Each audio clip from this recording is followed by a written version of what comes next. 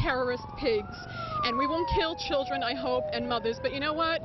Whatever we have to do to eradicate the country or the world of this vermin, I just hope Bush will do whatever is necessary to get rid of them. And I don't know what the route or what the answer is. All right, thank you very much. A lot of other New Yorkers here continuing the evacuation from Lower Manhattan. Back to you, Aaron.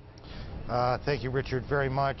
We told you a bit ago that the border, the U.S.-Mexican border, was at a high state of alert, had been essentially closed down, shut down. We're now told that the U.S.-Canada border is also in a high state of alert. So essentially what officials are trying to do is seal off the country. So if anyone is either trying to get in or get out, it's going to be a whole lot harder to do that. But what is possible and what is imaginable, I guess, changes some on a day like this. Jerry Howard is the former head of FEMA, the Federal Emergency Management Agency here in New York, and he joins us. As you look out, what do you see? Well, this is absolutely devastating. An incident like this will tax every bit of resource in New York City. Particularly since so many of the police officers and firefighters on the scene were injured. Let me stop you for a second. I want to talk specifically about what you suspect is happening, but I want to go to L.A. first. Frank Buckley is in Los Angeles with us. Frank, what can you tell us about what's going on there? Aaron, we just saw what appeared to be the worst possible situation. The last thing that we want to show you, in fact, people arriving here at the airport, apparently friends or family members of some of the victims of at least one of the flights. 3 flights were bound for Los Angeles, and they are not arriving here, obviously. Now friends and family are beginning to trickle in. We haven't seen any until this moment, 2 people just arriving here at the airport. We can tell you that just within the last 15 minutes also, this terminal they have begun a process of evacuating this terminal, and in fact all of Los Angeles airport is being evacuated now, we are told, by airport police, who we just spoke to just a few minutes ago. I'd like to let you hear from Lieutenant Howard Whitehead of the Los Angeles Airport Police as to the status here at LAX. Because we're working with other agencies who are conducting closures outside of the airport, I can't get information right now. 3 flights were bound for Los Angeles that appear to have been involved today.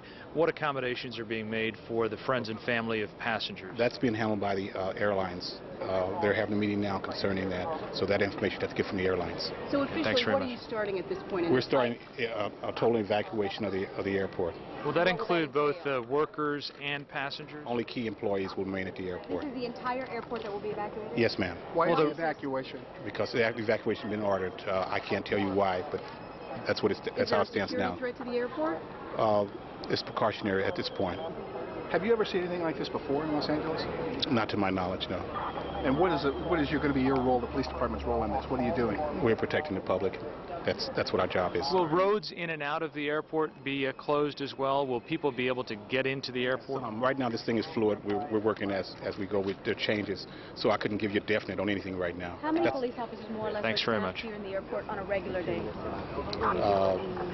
Other agencies involved, I couldn't give you an exact figure. Right now, there are other agencies? Yes, ma'am. That's all I have for right now. Thank you. What's your name? My name is Lieutenant Whitehead. So this is what's your first name?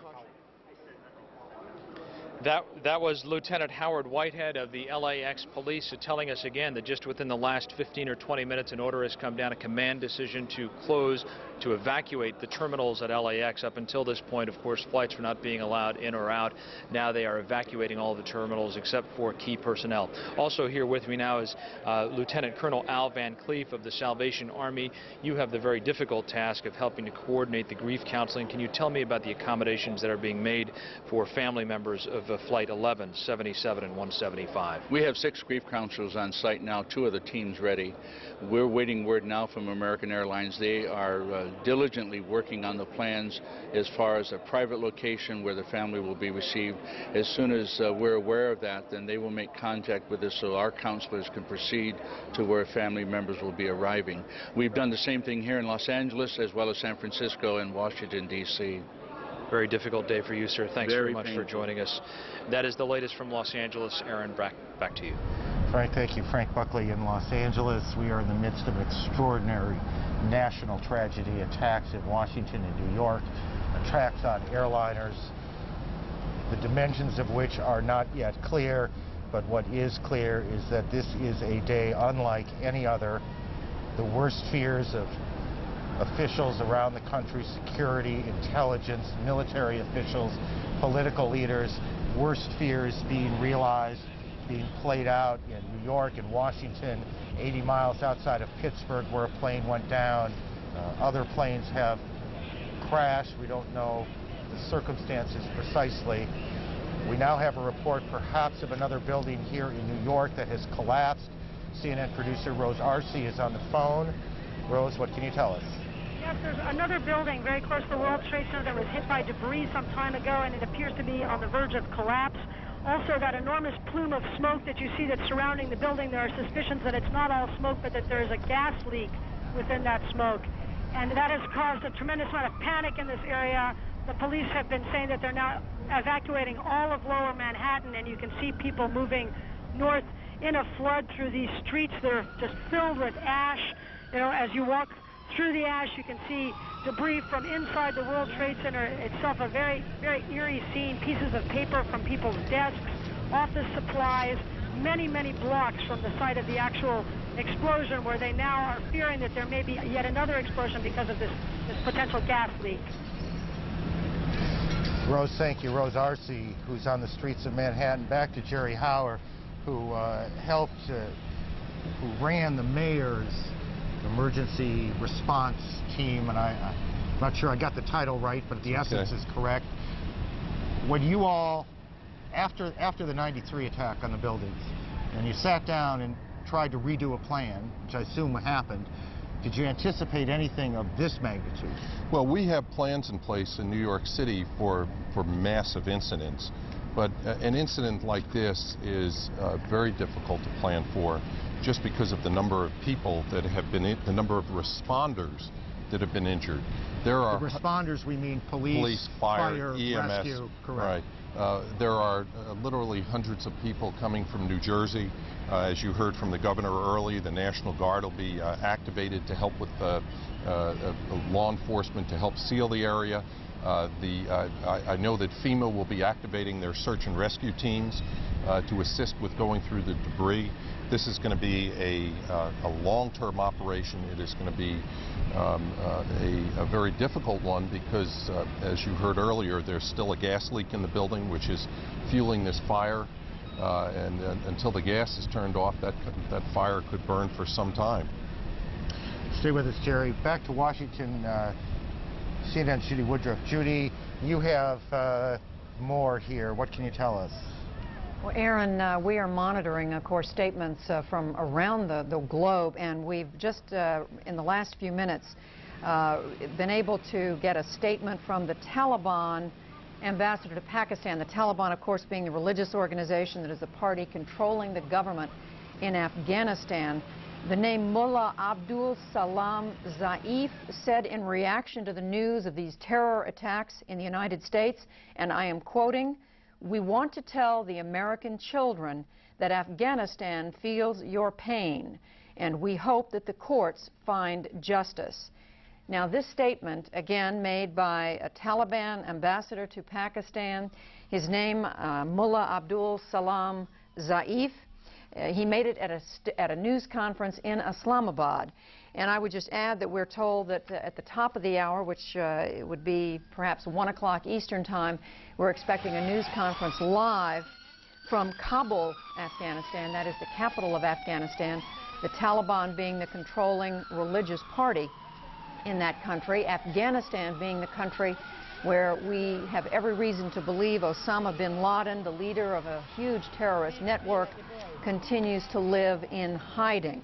The Taliban has denied his presence there from time to time, but it is believed by those who follow the activities of his organization that he is in Afghanistan. So we will, of course, be watching that.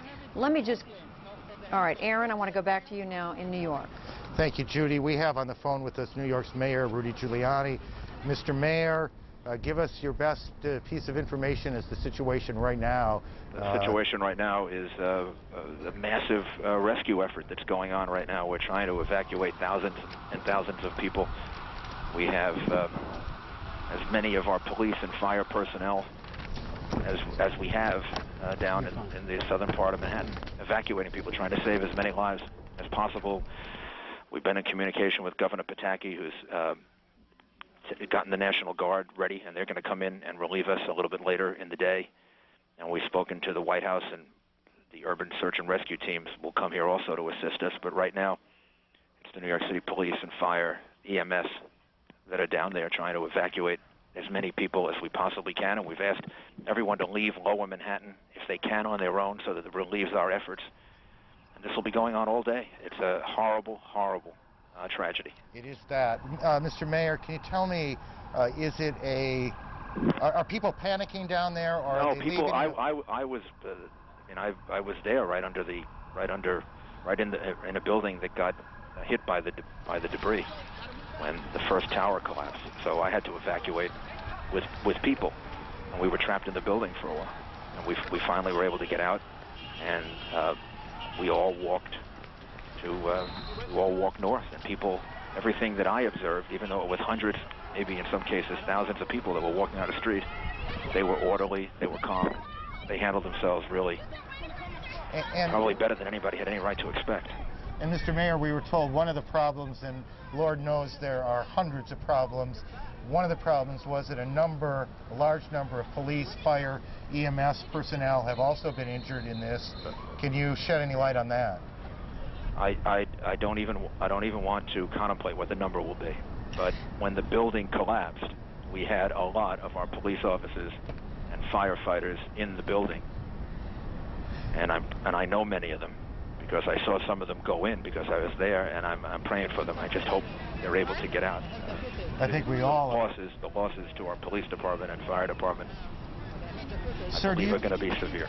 Do you believe that was there another set of explosions that caused the buildings to collapse, or was it the structural damage caused by the flames? I don't know. I saw the first collapse and heard the second because I was in a building when the second took place. I think it was structural, but I cannot be sure. And can you tell us how many hospitals in the city and perhaps outside the city too? All of them. Right now, at last count, we were utilizing over 50. I think it'll be over 100 and that was as of a half hour ago. And we're utilizing all of the hospitals in New York City. We're utilizing the hospitals in Westchester and Rockland, Nassau County, northern New Jersey. And the main thing we have to urge people to do is to be calm and evacuate Lower Manhattan. And as far as the rest of the city is concerned, just to go about their lives as best as possible. I never thought I would see something like this happen.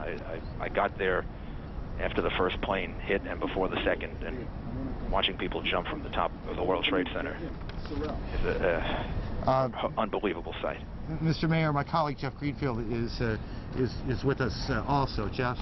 Mr. Mayor, in terms of, you've already said that you want Lower Manhattan evacuated, you want everybody else to go about their business. Are there specific instructions that you want to communicate right now to police, fire, everybody else? Well, police and fire are there, and they're there in large numbers, and they are, first of all, trying to get into the rubble and the debris to save as many people as possible. We also have thousands of police officers in Lower Manhattan, and what we want people to do is to leave Lower Manhattan if they can on their own. Just to walk.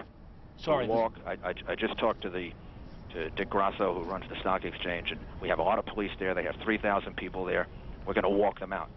We're walking them east and then north, which is essentially the way I walked out. I was right below the World Trade Center when it collapsed, and then we walked up to Greenwich Village. People should walk out of Lower Manhattan, get above Canal Street, for safety reasons, but for a second reason. We need people out of there so we can get thousands of ambulances in and out over the course of the next couple hours. And the fewer people we have there, the more lives we're going to be able to save. Mr. Mayor, are the subways operating? The subways are operating outside of Manhattan. Outside of Manhattan. Outside of Manhattan, the subways are operating. A couple of delays here and there, but in all other 4 boroughs, the subways are operating. In Manhattan, there are significant delays.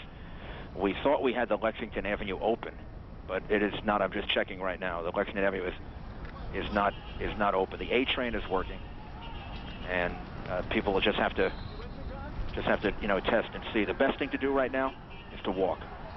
The safest and best thing to do is to walk to your destination. Where schools have remained open, and we've worked with the chancellor to try to make certain that the schools will remain open for as long as they have to help parents with the kids that would be coming home, starting at around 1 or 2 o'clock. Mr. Mayor, as you know better than anyone, and certainly New Yorkers know, but people around the country perhaps do not, this is Election Day here.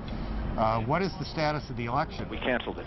The governor and I decided about an hour and a half ago that it made no sense to have an election today. We needed all those police officers who were at the election site, and we need to focus on rescue. So we'll find another day. We'll find another day for the election. The governor and I made that decision about an hour and a half ago. Mr. Mayor, you're a very focused guy in moments like this. Is it hard, given the magnitude of what's happened here and around the country, to focus on what you have to do and not just be angry? It's very hard, and it's very hard because I know some of the people that are there. They're personal friends and close friends who are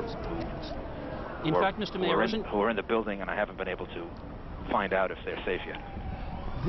Your emergency command center, what some people have called a bunker, was located, was it not, in one of the World Trade Center buildings? It was located close enough to it so that it was affected by it. It's not in one of the buildings, but it was located right in that area, as is City Hall, the police department, and all of them had to be evacuated. So that area of Manhattan, once I was in a building at the time that we were using as a command center, and we were trapped in the building for a while, for about 20 minutes, not able to get out different exits that were overcome with smoke and debris. Mr. Mayor, just as a practical question, do hospitals need help? Do they need Hospitals need all of the help they can get. We're getting a great deal of help from the surrounding areas. The governor has mobilized the state in order to make hospitals available to us outside of Manhattan. Any hospital personnel or emergency personnel that want to come in and volunteer, that'd be enormously helpful. But the best thing for us to do right now, we're trying to coordinate, is to move people out of the city to hospitals in surrounding areas, which we're actually doing now. So far, though, our hospital system is we're very fortunate to have a gigantic hospital system. Do they have enough blood? Do they need blood? Do they need people to come in and help them out? I'm sure they will. We're getting the National Guard to relieve our people by early to late this afternoon. They're being mobilized now, and 3 urban search and rescue teams are going to come to New York City to help us. And then anyone that wants to volunteer from surrounding areas, volunteer fire departments and others, we're working with them now to do that, to try to relieve our fire department. It's a horrific day, Mr. Mayor. There's no possible way to begin to describe it. No, there is not. To see what happened there is, of course, it makes you very, very angry. It's almost impossible to describe the level of anger that you have that somebody or someone would do something like this. And all of the good and wonderful people that were affected by this. There's no reason for this. There's no excuse for this. And there's something like this is just something you never thought you would live to see. I couldn't agree more, sir. Thank you for joining us. Thank you. New York's Mayor Rudy Giuliani on what was to be an election day. The mayor not up for re-election because of term limits, but the election has been postponed. Jeff, I just step back for a second. Well, that's you talk about anger, and we stand up here and we look at this, and we've all listened to what's been going on now as we've been on the air for 3 hours or so. And there was a woman that Richard Roth interviewed about a half hour ago who said what I suspect most Americans are feeling right now, and some would like to say and can't, how angry she was, how cowardly this all seemed to her. Quickly, we go back to Washington and Judy Woodruff. Judy?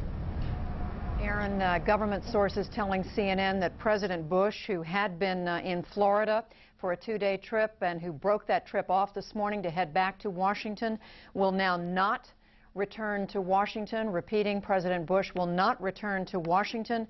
We do not know where the president will land or whether where his aircraft will go, Air Force One, but we just are passing along this information just as soon as we have it.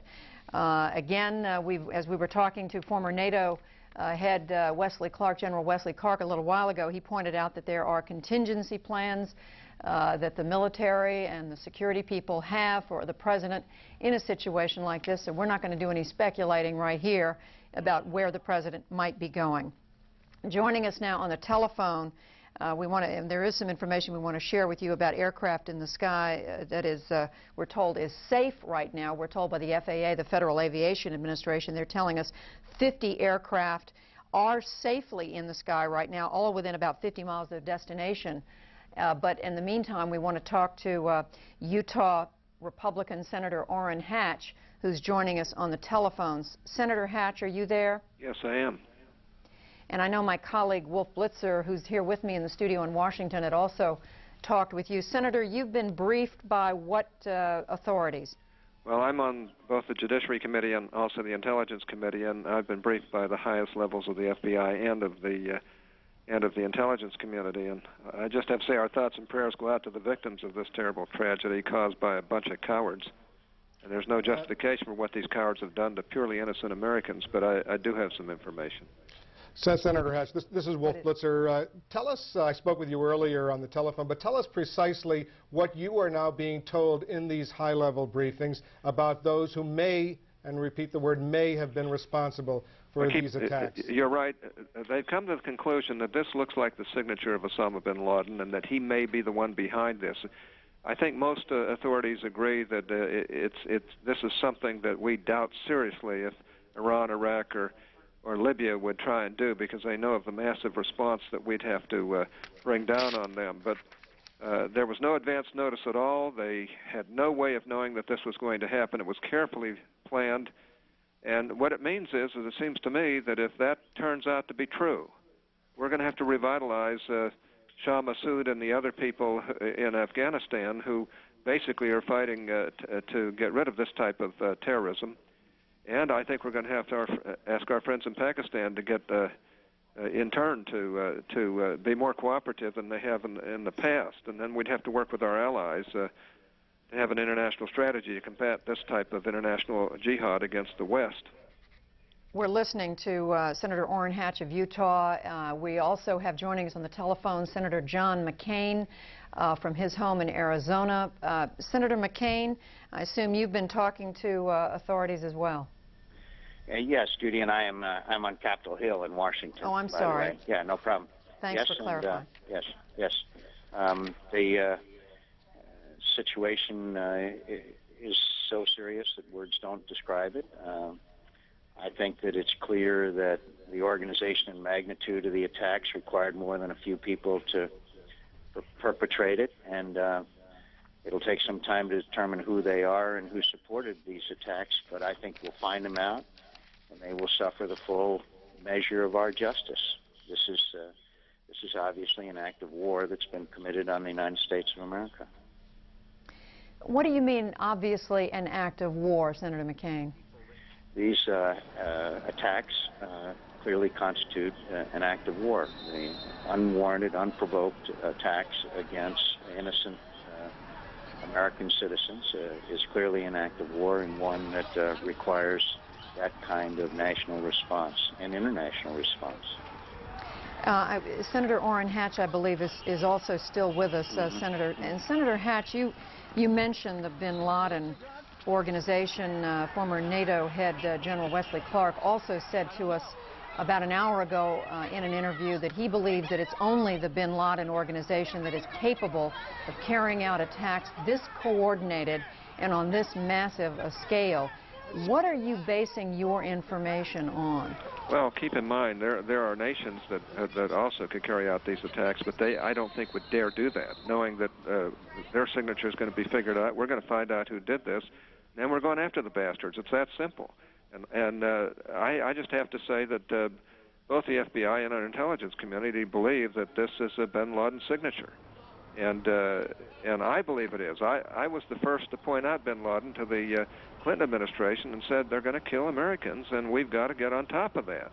And I think we're going to have to get on top of it, because this is a cowardly bunch who will stop at nothing to, like you say, have a jihad or a war against the United States, and to do it in the most cowardly fashion.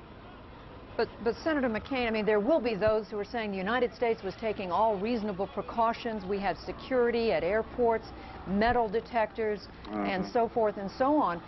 How much more is going to have to be done to prevent something like these things from happening again? Judy, I don't think our lifestyles will be the same for a long time since it was before these attacks, as far as use of transportation, particularly airports, are concerned. You know, there have been warnings about whether our security was good enough and whether the proper measures were being taken. I'm sure that'll all be reviewed. By the way, I have no information as to who caused this, and I hesitate to speculate, but I am confident that the President of the United States will lead us, and we will find out who has carried out these acts. And I think it's a little premature to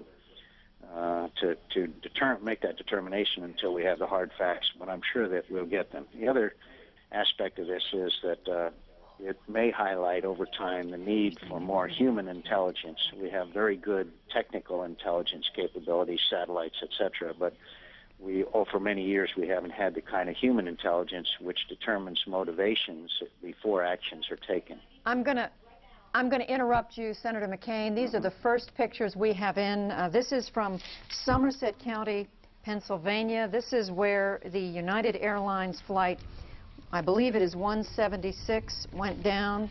I'm sorry, I'm correcting. United Airlines 93. This was a Boeing 757 bound from Newark, New Jersey to San Francisco. It crashed in Somerset County, Pennsylvania, near the town of Shanksville, south of Pittsburgh. We're told about 80 miles outside of Pittsburgh in western Pennsylvania. It is not known how many passengers or crew were on board, although initial reports indicated no survivors. Again, these are the first pictures we have coming in from WTAJ there in the Pittsburgh area. United Airlines telling us earlier they had lost this flight, and they knew that it had crashed near Pittsburgh. There is a second United Airlines flight, the Boeing 767 Flight 175, bound from Boston to Los Angeles, has crashed. The airline's still telling us at this point that they do not know where. We don't have information on the number of people aboard. It is possible, but not confirmed, that this would have been the second plane to hit the World Trade Center. Now again, 2 United Airlines flights, and in addition to American Airlines flights, the Flight 11 from Boston to Los Angeles. This was a Boeing 767 with 81 passengers on board, 9 crew members, 2 pilots. This is believed to be one of the planes that crashed into the World Trade Center. All 4 of these planes that we're describing to you now, these flights, all headed to California. The second American Airlines Flight 77, this is a Boeing 757, left Dulles Airport near Washington on its way to Los Angeles. It had 58 passengers on board, 4 crew, 2 pilots. This plane unaccounted for. However, a commercial jet was seen crashing into the Pentagon a few hours ago, and it is believed that this could have been the one, but again, not confirmed. So 2 commercial airliners, American Airlines, 2 United Airlines. And I would just add at this point, because to be reassuring to some extent to those of you who are watching, we've been reporting that all flights within the United States have been canceled. There's been a complete hold down on all commercial travel. However, there were planes that were already in the air when these terrible incidents took place this morning. And as of a few moments ago, the Federal Aviation Administration, the FAA, was reporting that there were still 50 aircraft in the skies. Now, some of those may have landed in the last few minutes, but that was the information as of a few minutes ago. All of them were said to be within 50 or so miles of their destination. Now, I'm getting new information in my ear. Now, reporting our congressional correspondent Kate Snow, you're looking at a picture of the Pentagon Live. There's still smoke billowing out of our military command center in the United States. As we look at these pictures, I'm going to turn it over right now to our congressional correspondent Kate Snow, who has with her 2 members of Congress. Kate? Judy, it's been a bit difficult to get in touch with members of Congress. As we've been reporting, the Capitol has been shut down. You can see it behind me here. You can see that everything's fine there, but it is in a state of lockdown. They've evacuated the Capitol. Joining me here on the roof of a church, I might add, we've managed to get up on the roof here to get a vantage point, is Congressman Curt Weldon, a Republican from Pennsylvania, around the Philadelphia area, not exactly where that video that we just saw, the other end of the state, and also Congressman Ed Schrock from Virginia Beach, from the state of Virginia, also a Republican. You both serve on the Armed Services Committee. In fact, you were in the middle of a briefing. You were about to talk to reporters about the need for more money for our military. Let me start with you, Congressman Weldon. You've been talking to me up here. You've been expressing outrage at all of this. You've been saying this is a failure of the U.S. intelligence system. It's a failure of our intelligence system. I asked the Sergeant-at-Arms of the Capitol just 45 minutes ago in a meeting with 70 senators and House members, how much advance notice did you have? He said none. There was no intelligence. Our FBI and our CIA are there to intercept raw data. This is a massive operation. And it's a failure that was caused by a lack of resources and by a complacency that set in America over the past 10 years. A complacency that convinced all of us that with the demise of the Soviet Union there were no more threats. It's a tragedy that it took the loss of thousands of lives to wake this country up and realize that our #1 responsibility is not education, and I'm a teacher, and it's not health care, I'm married to a nurse. It is in fact the security and the safety of the American people. And today, our government failed the American people. Congressman Schrock, how much information have you as a member of Congress been able to get? I know that the members have been milling around here trying to get information. Have you been able to get information? Not a whole lot. The most information we got was when we went to the U.S. Capitol Police headquarters and they were piecing together what had happened and trying to feed us as they got that, but nothing substantive. It seems like there's no game plan in operation. Do the 2 of you know why you were evacuated from the U.S. Capitol? Absolutely. I talked to Bill Livengood, the Sergeant-at-Arms in the Capitol, and he said, Kurt, we've been told that a plane is taken off from Reagan and we think it may be heading toward the Capitol. I mean, they've hit our economic center, the World Trade Center, they hit our Pentagon, they hit our State Department, so the obvious next item you'd like to hit is the U.S. Capitol and perhaps the Supreme Court. And obviously those are unconfirmed reports that any plane, but there were rumors here for a good 2 hours that there were potentially planes headed this direction. Now we're in total lockdown, as you said, and members are basically scattered around the city, but we're going to get back to work because we're going to convince these cowards that America doesn't back down, that our government will continue to operate in spite of these terrorist activities. You said we're at war. We're at war. We're absolutely at war. This is 21st century war. These are the kinds of activities that we expect from cowards and terrorist groups. I need to go back to Judy Woodruff now in Washington. Judy? All right, Kate, thank you. And I want to tell our viewers that we do know now that President Bush has landed near Shreveport, Louisiana, at Barksdale Air Force Base. We're told that he is talking to reporters. There may be a statement from the president, from the White House there on the ground. And one other item here from Washington before I turn it back over to Aaron Brown. In New York, 34 Pentagon victims at least being treated at 3 Washington hospitals. No word on fatalities. Aaron? Judy, in the area, I guess, of practical information, and we talked to the mayor about this a little bit ago, there is now in New York and in northern New Jersey a critical shortage of blood, a desperate need for blood.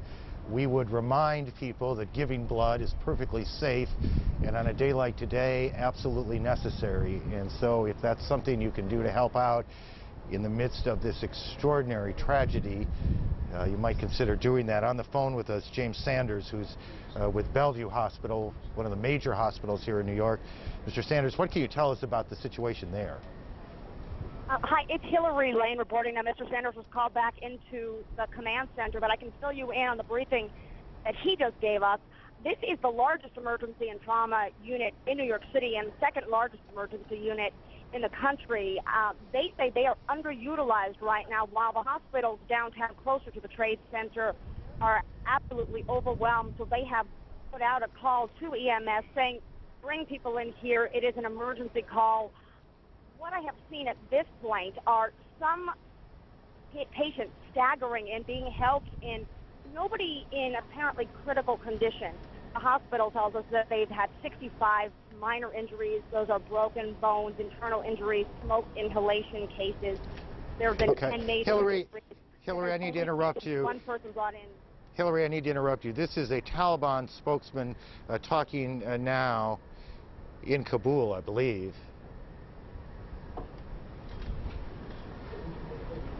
This is coming to us by video phone from Afghanistan. And I am not hearing, and perhaps you guys are, but I am not hearing him.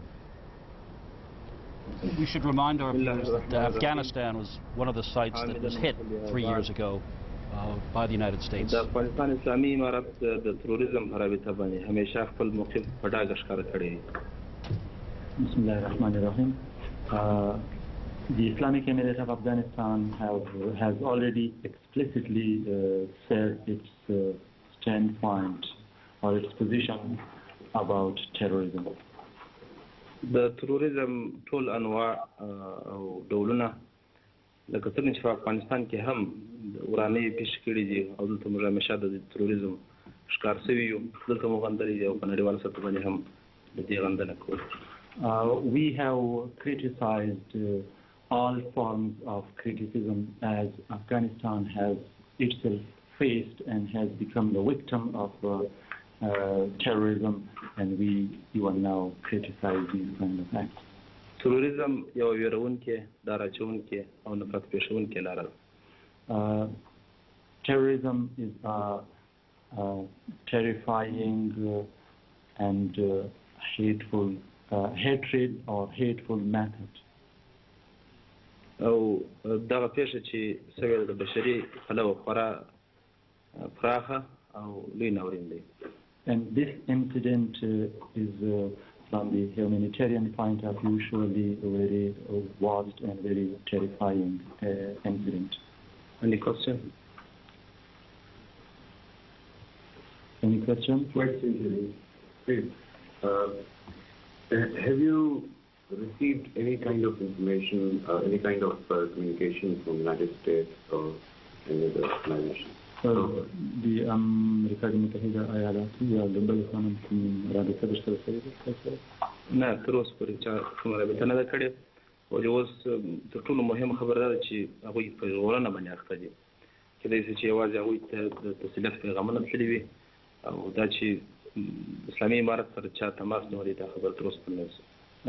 No contact up till now. They might be busy or surely they are busy in the rescue operation. So they need condolence, but up till now, no communication from them. Does the Taliban categorically condemn these attacks on the United States? Taliban په مرحله واره توګه په امریکا باندې دغه حملې وکړي. موږ د تروریزم ټول انواع همیشه غندلې د پخوا څخه په دې باره کې پالیسي ښکاره وه. Our policy was very clear from the very beginning, and we have criticized, and even now we criticize terrorism in all its forms. Can you rule out any involvement by Osama bin Laden?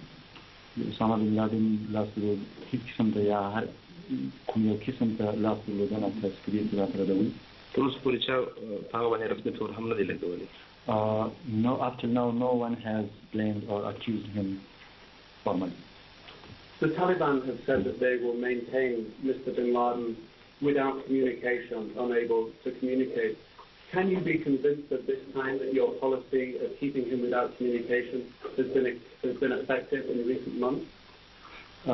طالبان ژمنه کړې وه چې اسامه بن لادن سره به هر قسم ته اتصالاتي امکانات به لري کړي. تاسو دا خبره تاییدوئ چې اوس هم هغه پالیسي په دې باندې عملي ده؟ موږ په پالیسۍ کې کوم تغیر نه و راغلی باید. No change in our policy in this regard. Do you think the policy is working, Mr. Mutwakiel? او دا پالیسي کار هم کوي؟ اثر یې کړی دی؟ د دې خبره ده. Suspicions obviously turn to Osama bin Laden. In the media, he's been mentioned as possibly having a hand in this. Are you concerned that Afghanistan could be on the receiving end of recriminations, of reprisals, of response attacks? توجه یا ګمان ته راوړي مطبوعاتو یا میډیا د نوم هم اخیسته ده آیا تاسو یې توقع کوئ چې افغانستان به د دې عکس العمل وویني یا د عکس العمل هدف وګرځي؟ زه فکر کوم چې د هغه نوم اخیستی هم یوازې به د پخوا څخه چې چون په هغه تفسیرو کې ډېر نوم راځي خوله مو خرڅوي. I think that even if someone has taken his name in the media, might be just because his name was repeatedly mentioned in the past in the comments. Just for this reason, his name might have been repeated. Just the second half of the question, though, are you concerned that Afghanistan could receive reprised attacks?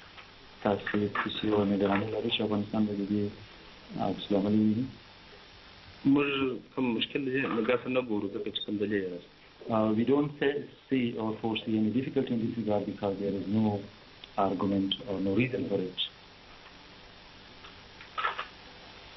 If it were to happen, if there were to be attacks, what would the implications be of such a situation? If there were attacks from... As Jonathan said, if there were to be reprisals against Afghanistan, what would the implications of that be?